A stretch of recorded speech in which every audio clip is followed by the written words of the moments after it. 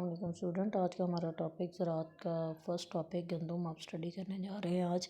تو گندم کے پودے کا تعارف اور کاشت کے لیے موزوں حالات بیان کریں. کوسچن آپ کا یہ ہے انٹروڈکشن.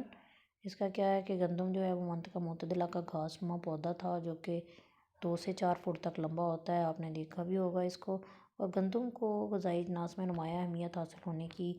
وجہ کیا ہے کہ آل اوور دا ورلڈ سب سے زیادہ جو ڈیمانڈ ہے یا جو چیز کھائی جاتی ہے وہ گندم ہے. چاول کی نسبت گندم کی اس لیے پروڈکشن جو ہے وہ آل اوور دا ورلڈ زیادہ بھی ہے اور اس کو جو ہے وہ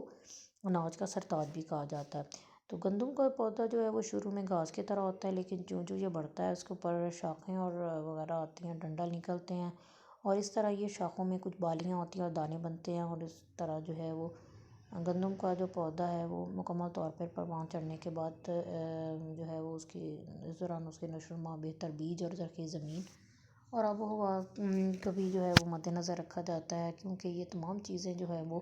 گندم کی فصل کی پروڈکشن اچھی ہونے میں بہت اہم کردار ادا کرتی ہیں. تو دنیا میں گندم کا کل زیر کاشت رقبہ 215 ملین ہیکٹر ہے اور جو ہے وہ زمانہ قدیم سے یہ فصل جو ہے وہ چونکہ انسان کی مرغوب غذا رہی ہے، اس لیے پتھر کے زمانے سے اب تک جو ہے وہ اس کی کاشت کی جا رہی ہے. اور گندم کا اصل وطن جو ہے وہ مشرق وسطیٰ کے ایریا کو کنسیڈر کیا جاتا ہے، یا جو ہے پرانی جو سویلائزیشنز ہیں سب سے پہلے گندم ہی ان کا جو ہے وہ مین جو ہے وہ پودا تھا جس کو وہ اپنے علاقے میں کاشت کیا کرتے تھے. فار ایگزامپل وادی نیل میں دجلہ اور فراق جو عراق کا علاقہ ہے، اسی طرح وادی سندھ یعنی پاکستان کا جو علاقہ ہے، یہ تمام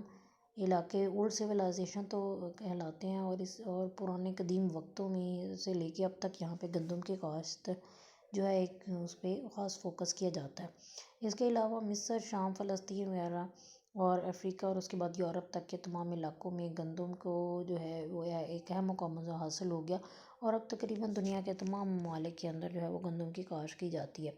گندم کی کاشت کے لیے موزوں طبعی عوامل. اب طبعی حالات آپ پڑھ چکے ہیں کیا ہوتے ہیں کہ کوئی بھی چیز کے لیے جو فزیکل کنڈیشنز کا ہونا ضروری ہے، اس میں ٹیمپریچر ہوگا، بارش کتنی مقدار میں ہونی چاہیے، مٹی کیسے ہونی چاہیے. تو اب آپ دیکھیں کہ جو گندم کا پودا ہے وہ سردی کے چونکہ موسم میں کاشت کیا جاتا ہے اور جس دوران اس کی نشو و نما ہو رہی ہوتی ہے اس دوران بھی زیادہ تر سردی کا موسم ہی رہتا ہے. تو اصل میں جب یہ منطقہ معتدلہ میں جو ہے اس کی پروڈکشن شروع ہوئی تھی تو ظاہر ہے وہ منطقہ حارہ کے علاقوں کی نسبت تھوڑا ٹھنڈے علاقے ہیں اور وہاں پہ جو حالات چونکہ گندم کی فصل کے لیے سازگار تھے تو ہم اس کے لیے ایسے ہی علاقوں کا چناؤ کرتے ہیں جہاں پہ 100 دن تک جو ہے وہ درجہ حرارت 18 ڈگری سینٹی گریڈ سے کم نہ ہو، یعنی بہت زیادہ سردی جو ہے اس کے لیے سوٹیبل نہیں ہوتی. اس لیے مناسب سردی کا موسم یعنی 18 ڈگری سینٹی گریڈ ٹیمپریچر 20 تک جو ہے وہ اس کے لیے سوٹیبل رہتا ہے. لیکن جو ہے کٹائی کے وقت موسم جو ہے وہ 27 سے 38 ڈگری سینٹی گریڈ. یہ آپ نے آبزرو کیا ہوگا کہ اپریل اور مئی کا جو مہینہ ہوتا ہے اس دوران ٹیمپریچر تقریباً 38-40 تک پہنچ جاتا ہے، لیکن اس سے زیادہ جو ہے وہ گرم موسم ہونے سے پہلے ہی اس کی کٹائی کر لی جاتی ہے. پھر بارش ہے، اس کے لیے بارش کتنی چاہیے. اب موسم گرما کے دوران ظاہر ہے ہوا کے اندر جو ہے ابزارپشن زیادہ ہوتی ہے پانی کی، یا پودوں کے ذریعے جو بھی ہوا کے اندر ایواپوریشن ہونی ہے وہ زیادہ ہوگی. اس لیے جو گرم علاقوں میں اگر قدرے گرم علاقے ہیں اور وہاں پہ بارش کی مقدار کم ہوگی تو وہاں پہ آپاشی کی ضرورت پڑے گی. اور لیکن ایکچولی بارش کی جو مقدار ہمیں یہاں پہ چاہیے ہوگی گندم کی فصل کے لیے وہ 20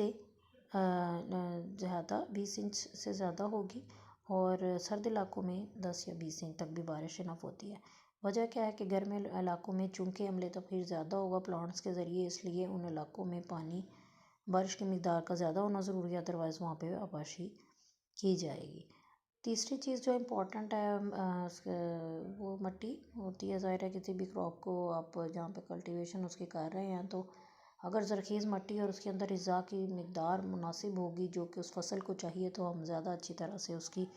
کلٹیویشن اور اچھی پروڈکشن حاصل کر سکتے ہیں. اب گندم کی فصل کے لیے اچھی چونے کی والی مٹی جس کے اندر چونے کے اجزا شامل ہوں گے زیادہ سوٹیبل رہتی ہے، یا ایسی مٹی جس کے اندر نامیاتی مادہ موجود ہوگا یعنی پودوں اور پتوں کے